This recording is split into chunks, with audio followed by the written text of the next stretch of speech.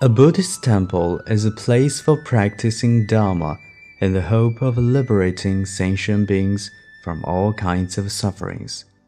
Therefore, the gate of a temple is also called Door of Liberation.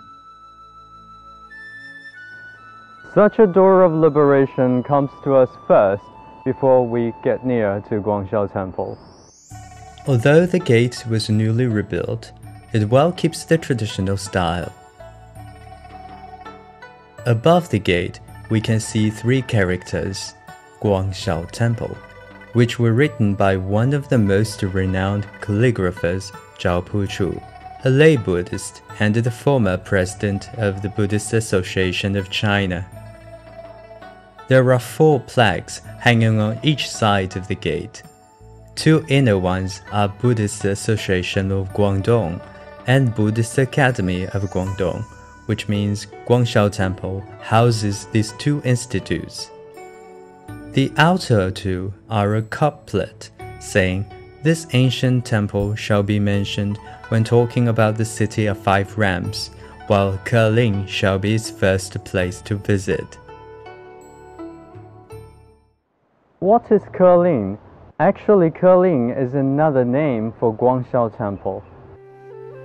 This has something to do with Yu Fan, a famous scholar in the Three Kingdoms period who was degraded and banished to Guangzhou because he had angered the king with his honest advice. In his leisure time as a teacher here, he planted terminalia trees, and the woods of this tree in Chinese is Keling. In fact, a plaque inscribed with the characters Keling in the Ming Dynasty is still being preserved in the temple. Come inside through the gate, you will be greeted by 2 Dharma protectors, Heng and Ha. These 2 statues were made in images that resemble 2 powerful soldiers in Chinese mythology. Originally, the 2 Dharma protectors were generated figures of an Indian semi-god leader who vowed to serve Buddha and protect Dharma. What's next is the Hall of Heavenly Kings, initially built in the Song Dynasty. This hall enshrines Maitreya Buddha, the future Buddha which Chinese are very familiar with. His big belly is a symbol of magnanimity in Buddhism, reminding us of the importance to be tolerant.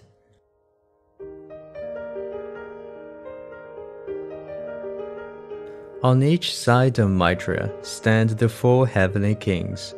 Like Heng and Ha, the images of these Indian gods were synthesized after Buddhism spread to China. Let's first look at Heavenly King of the East, protector of the land. With compassion, he is responsible for watching the land and protecting the people. His appearance of playing the Chinese string instrument pipa represents the middle way of the Dharma. Then Heavenly King of the South, patron of growth. What he does is to help sentient beings with the growth of wholesome roots. The sword in his hand symbolizes the wisdom that cuts off afflictions and the will to protect the triple gems from any harm. Next, Heavenly King of the West, watcher of the vast. His duty is to watch and guard the people with his pure heavenly eyes. The Chinese dragon around his arm is a symbol of capriciousness and impermanence of everything in the world. Finally, Heavenly King of the North, hearer of the Dharma. He is well known not only for his deep understanding of the Dharma, but also for his great virtue and righteousness. The umbrella in his right hand is a sign of protection for the purity in the mind and safety in the world. According to some Chinese folklore, the 4 heavenly kings can also be understood as gods that are able to bless the farmers with good weather, which is rather a common belief of the agricultural society in the past. Behind the statue of Maitreya stands Wei To, a guardian bodhisattva of the temple that can defeat the evil with a vajra in his hand.